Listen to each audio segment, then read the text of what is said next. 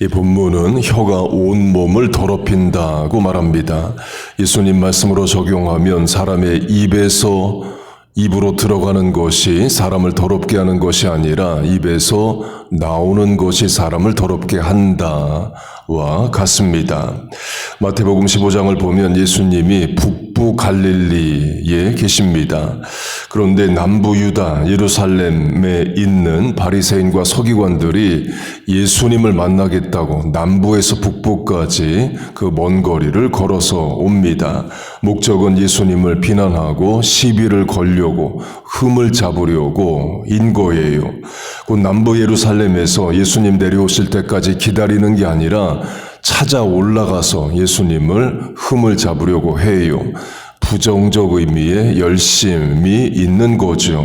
사도 바울로 적용해도 마찬가지입니다. 예수 믿는 사람들이 이스라엘 밖에 지금의 시리아 수도 다마스커스에 있다는 것을 듣게 됩니다. 바울이 자기 비즈니스, 천막 만드는 사업도 잠깐 멈추고 다마스커스로 예수 믿는 사람들 잡으러 가요. 열심히 있는 거죠. 우리식으로 하면 우리가 예수님 전하러 휴가 내고 단기 선교를 간다면 바울은 휴가 내고 단기 선교 방해하러 가는 것과 같습니다. 그것도 일종의 열심이죠. 그 바울이 바리새인입니다. 내가 바리새인 중에 바리새인이요 열심으로는 교회를 핍박하고 그렇게 바리새인과 서기관들이 예수님을 비난하고자 시비 걸고자 남부에서 북부까지 먼 길을 옵니다. 그리고 오자마자 바로 비난합니다. 당신의 제자들이 떡을 먹을 때에 장로의 유전을 따라 손을 씻지 아니함이 어찌미니까. 구약율법에 떡, 곧 빵을 먹을 때 손 씻고 먹으라는 율법은 없습니다. 그러나 장로, 엘더, 나이 든 사람, 어른들의 전통, 명령으로 손을 씻고 먹으라는 것이 전통이 되었습니다. 역사학자들은 이런 해석도 합니다. 중세시대에 블랙데스, 흑사병이 돌아서 유럽 인구의 3분의 1이 죽습니다. 종교개혁 때도 흑사병 시대였어요.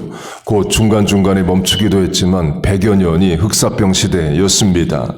죽음이 일상이었어요. 그래서 로마 교황청에서 면죄부를 쉽게 팔았습니다. 앞집에서 어제 죽고 내일은 뒷집 죽고 이런 식으로 흑사병으로 죽음이 일상 만연해 있습니다. 그때 로마 교황청이 동네 교회가 면죄부를 사면 바로 천국 갈 수 있다. 이렇게 죽음을 이용해서 흑사병도 이용을 해서 면죄부를 팔았습니다. 그렇게 유럽인들 3분의 1이 죽었습니다. 그런데 주이시들은 유럽인들보다 훨씬 적게 죽었다고 말해요. 이유를 유대인의 전통인 음식을 먹기 전에 손을 씻었다로 해석을 합니다. 유럽인들 손 안 씻고 더러운 손으로 먹는데 유대인들은 그 종교적 이유로 손을 씻고 먹었다는 거예요. 의사들이 지금은 환자 만나기 전에 손을 씻고 만난 뒤에도 손을 씻습니다. 곧 환자에서 환자로 넘어가기 전에 반드시 손을 씻으라 말합니다. 그러나 100년 전만 해도 병원에서 손을 씻어야 된다는 생각 자체가 없었답니다. 심지어 50년 전만 해도 의사들이 수술할 때 수술실에서 담배 피면서 수술을 했대요. 그게 용인이 되었습니다.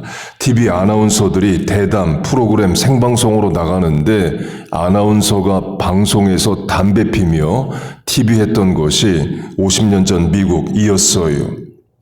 곧 50년 전, 100년 전만 해도 지금과 같은 위생 개념이 없었습니다. 그런데 주이시들은 수천 년 전에 장로의 전통으로 음식을 먹기 전에 손을 씻으라는 명령과 실천이 있었습니다. 그래서 유럽에 전염병 돌 때 주이시들은 덜 죽었다고 말을 해요. 곧 장로의 전통이 꼭 나쁜 것은 아닙니다. 장로의 전통의 시작은 하나님 말씀을 어떻게 구체적으로 잘 지킬 수 있을까를 장로, 랍비, 서기관, 바리새인과 같은 어른들이 연구하고 명령을 준 거예요. 그런데 그게 예수님 때 와서는 화석화가 된 겁니다. 도리어 백성을 통제하고 정죄하는데 쓰이게 돼서 예수님이 정죄하신 거예요. 요새식으로 하면 성경 율법은 안식일을 기억하여 거룩히 지키라가 있습니다. 그러면 안식일을 거룩히 지킨다는 게 뭐냐를 연구해서 여러 행동 강령들을 장로, 랍비, 어른들이 발표를 합니다. 그중 하나가 안식일에 엘리베이터 버튼을 누르지 말라 이에요. 엘리베이터가 발명이 되고 건물에 서게 되면서 주일씨들이 묻는 겁니다. 엘리베이터 사용을 안식일에 어떻게 해야 됩니까? 사용하지 말고 계단으로 올라가야 됩니까? 물었을 때 랍비가 엘리베이터 사용할 때 버튼을 누르지 말라 그런 가르침, 장로의 전통을 줍니다. 그래서 지금 뉴욕 뉴저지의 종합병원 가면 안식일 되면 매 층마다 무조건 엘리베이터가 섭니다. 주일씨, 환자, 의사, 간호사, 직원들 버튼 안 눌러도 되게 하기 위해서 그래요. 그리고 엘리베이터 발명된 뒤에 핸드폰 또 발명되죠. 핸드폰에 앱 버튼이 있습니다. 앱 버튼은 누를 수 있냐? 랍비가 답을 합니다. 앱 버튼은 눌러도 된다. 카카오톡 앱 버튼, 지도 앱 버튼 눌러도 된다. 제가 볼 때 일관성이 없습니다. 엘리베이터 버튼이나 핸드폰, 스마트폰 앱 버튼이나 같은 버튼인 거죠. 곧 원래는 좋은 의도로 장로의 전통으로 시작이 됐는데 시간이 지나가면서 백성을 통제하고 정죄하는 수단으로 변질됩니다. 그래서 예수님이 장로의 전통을 정죄하신 거예요. 그 손을 씻는 게 잘못됐다 예수님 말씀하시는 것은 아닙니다. 그렇게 음식을 먹기 전에 손을 씻어야 되는데 예수님의 제자들은 안 씻었던 것 같아요. 곧 더러운 손으로 먹습니다. 그걸 바리새인과 서기관이 지적합니다. 그때 예수님이 하신 말씀이 입으로 들어가는 게 사람을 더럽게 하는 게 아니다. 더러운 손으로 먹어서 음식 더러워져서 그게 몸을 더럽히는 게 아니다. 사람의 입에서 나오는 것이 사람을 더럽게 한다. 말씀을 하십니다. 바리새인들 바로 알아듣고 분을 내며 분노한 가운데 돌아갑니다. 그런데 제자들이 그게 무슨 뜻인지를 못 알아들어요. 그래서 베드로가 예수님께 설명해 달라고 말합니다. 예수님 길게 설명하십니다. 입에서 나오는 것은 마음에서 나오는 건데 그 마음의 표현, 입으로 발현되는 것이 사람을 더럽게 한다. 마음에서 나오는 것은 악한 생각, 살인, 간음, 음란, 도둑질, 거짓 증언, 비방이다. 이것들이 사람을 더럽게 하는 것이지 씻지 않는 손으로 먹는 것이 사람을 더럽게 하는 것이 아니다. 제자들에게 설명을 해 주십니다. 예수님이 이걸 강조합니다. 입에서 나오는 것은 마음에서 나오는 것이다. 곧 말은 마음과 생각을 표현하는 것이다. 라는 거죠. 뒤집어 말하면 말을 통제함으로 절제함으로 마음과 생각도 억누를 수 있다는 거예요. 에베소서 4장 더러운 말은 너희 입 밖에도 내지 말고 이에요.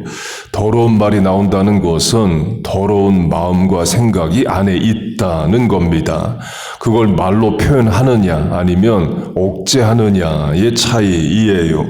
곧 우리가 몸으로 행동으로 실천하기 전에 말부터 나오게 됩니다. 그래 내가 사순절에 새벽기도 나가야지.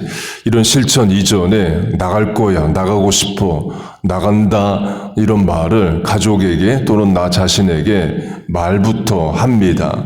건강을 위해 운동을 하기 전에 오늘 갑자기 운동하기보다는 운동할 거야, 나 한다 이런 식으로 가족이나 자신에게 말부터 합니다.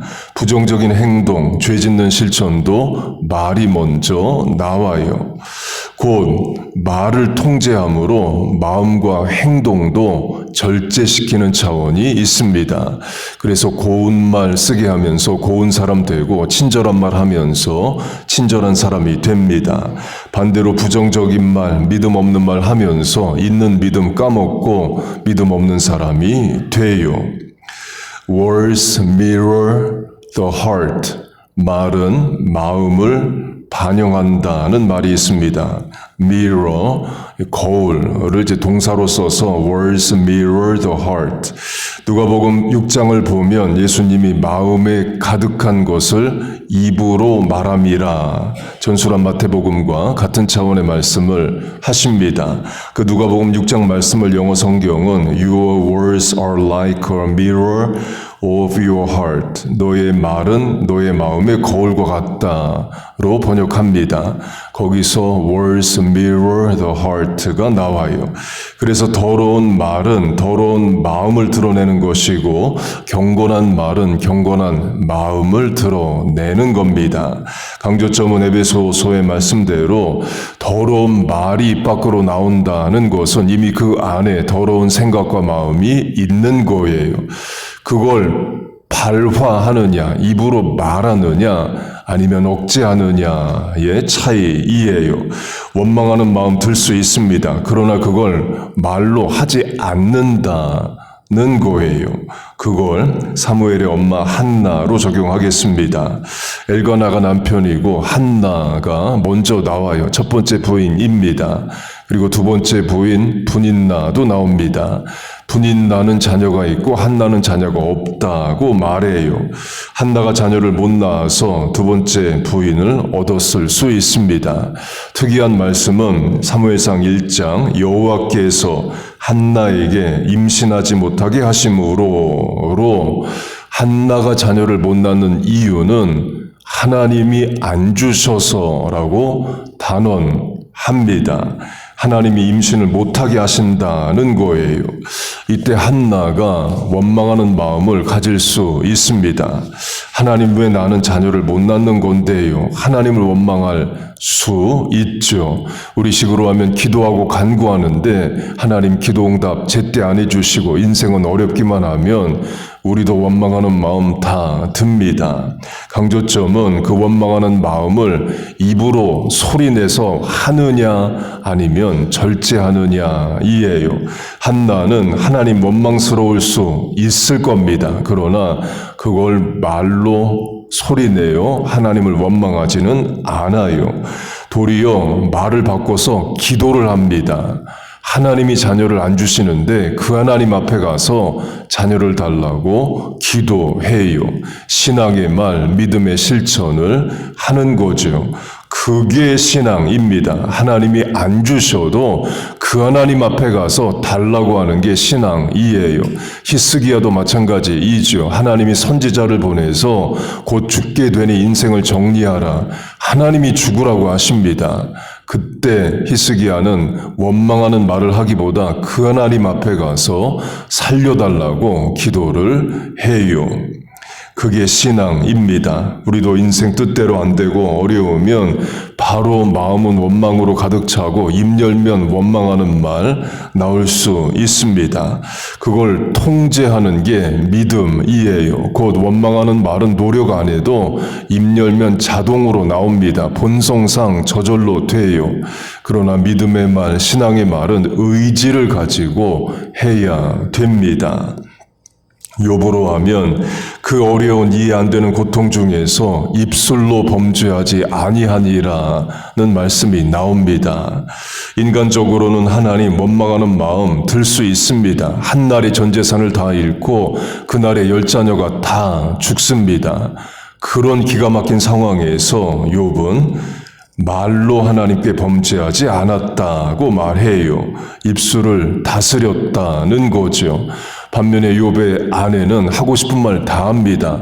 Curse God and die. 하나님을 저주하고 너는 죽으라. 남편에게 그렇게 말합니다. 그 말은 욥의 아내는 이미 하나님을 저주했다는 거죠. 곧 원망하는 생각이 욥은 안 들고 욥의 부인만 들었다는 것은 아닐 겁니다.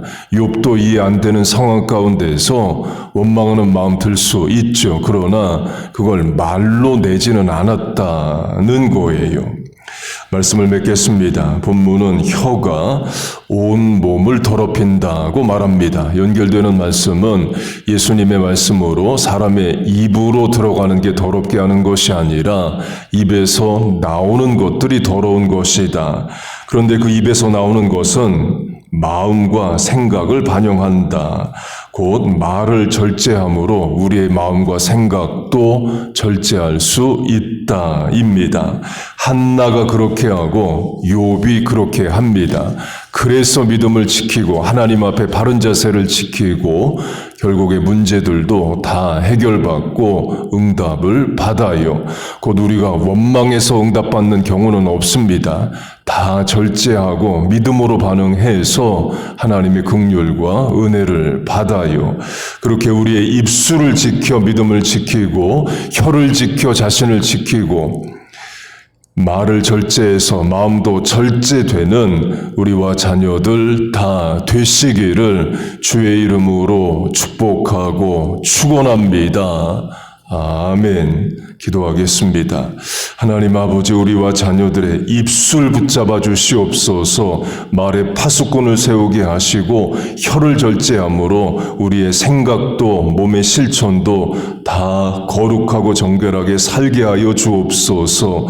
우리의 믿음의 말, 소망의 말 하나님 들으시고 응답하여 주옵소서. 오늘도 하루 첫 시간 주의 전에 나와 믿음의 말 기도를 하나님께 아뢰입니다. 병든 인생의 치유를 간구합니다. 모자란 인생이 채워주심을 소망합니다. 하나님 아버지, 우리의 기도에 응답하여 주시옵소서.